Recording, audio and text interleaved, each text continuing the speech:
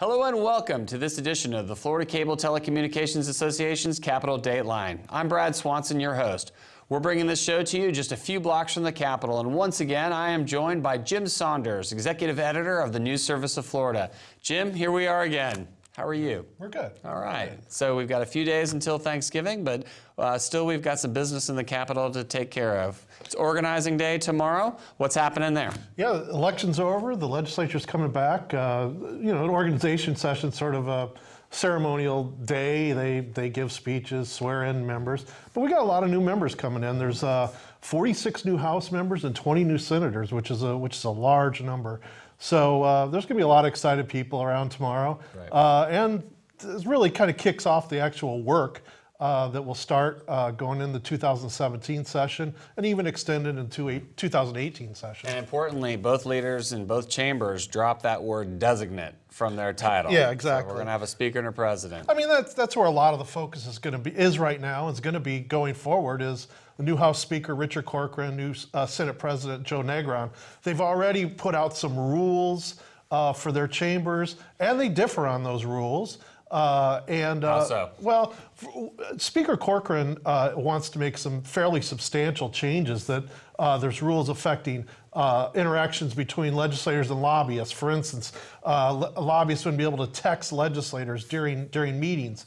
But probably a bigger one, I think, that may have the most far-reaching impact is a rule that the House is going to have that all budget proposals, appropriations proposals, will have to be submitted in bill form, which is quite a bit different than the way the process has usually worked, in which miraculously spending items sort of appear and without a whole lot of backup to them sometimes. So he's trying to put that into bill form.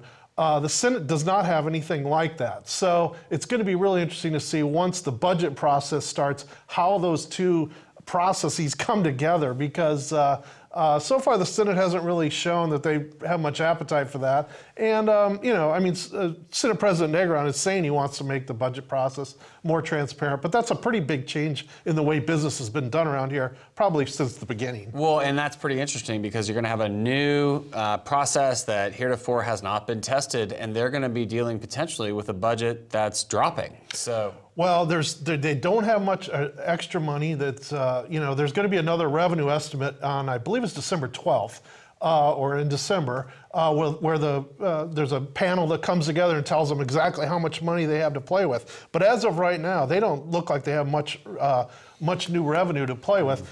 Also, another big thing to watch going forward is Senate President Negron has some pretty big spending ideas. One of which is to increase spending on higher education. That's one of his priorities, as well as he's looking to increase spending on Everglades-related projects. And so far, we have not seen anything from Speaker Corcoran as to how he views those projects. We haven't seen much specificity, at least from him. So those are a couple of big ticket items. And when you don't have a lot of extra money and you want to spend more in some ways, you have to figure out a way to pay for it. So that's going to be interesting to see how that all plays out as well over the next couple of years. Well, the chess of the session obviously begins effectively tomorrow as swearing-ins happen, and we'll wait to see how those issues play out, I'm sure. Yeah, there's policy issues, too, that they're going to be working on. So there's a lot of things. Yeah, I mean, you've got constitutional amendment, implementing law that they'll have to deal with. It should be interesting. So, all right, so let's shift our focus from the legislature for a second. Unless you had anything more. No? Okay. Let's shift our attention over to the Supreme Court. And we've got nominations coming in. What's going on with that process? Yeah, there's 11 people have applied to become Florida's next Supreme Court justice. Justice James E.C. Perry is going to have to retire at the end of the year because of a mandatory retirement age. This is it's going to be very interesting to watch over the next few weeks.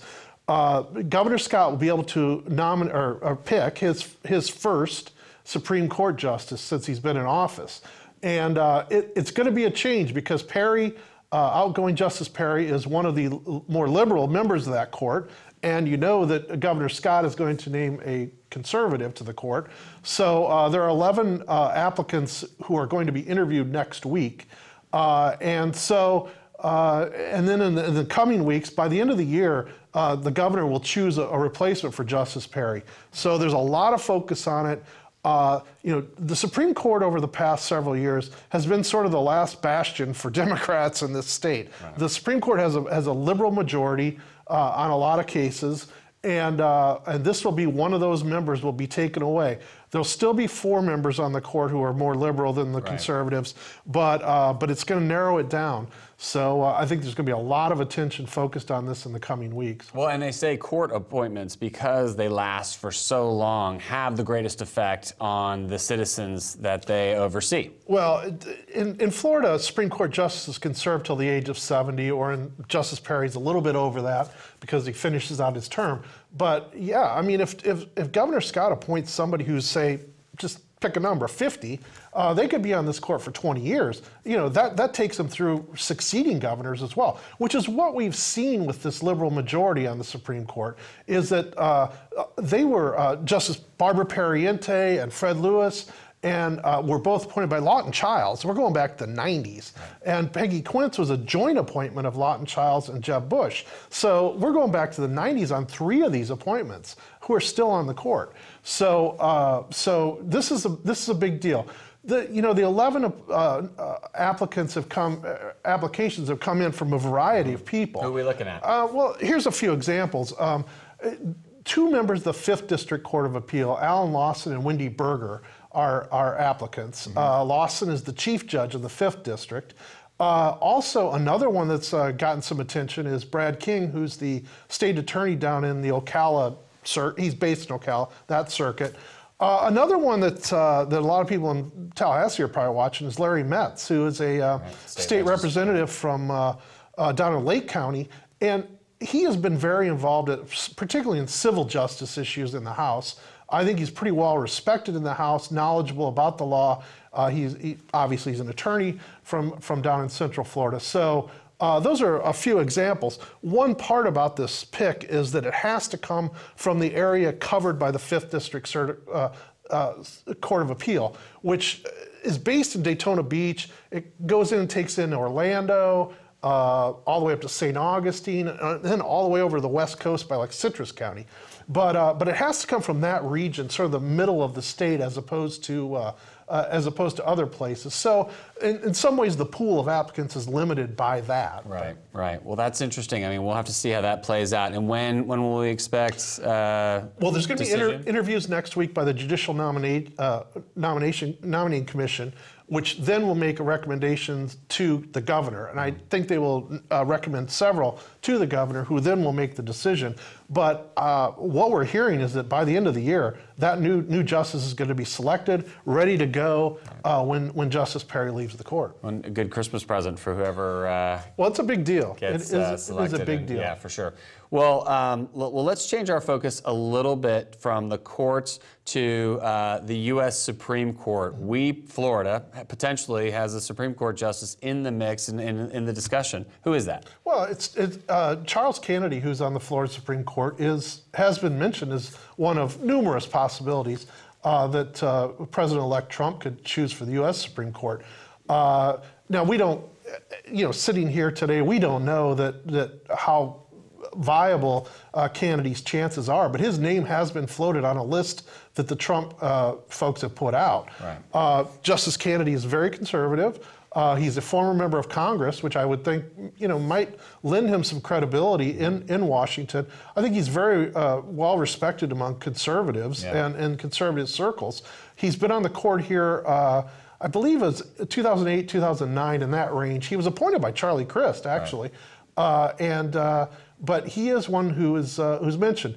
If he were to be appointed, then Governor Scott would also be able to replace him. Now, that really wouldn't change the makeup of the court that much, because it's a push, basically, because Governor Scott would appoint a conservative to replace a conservative.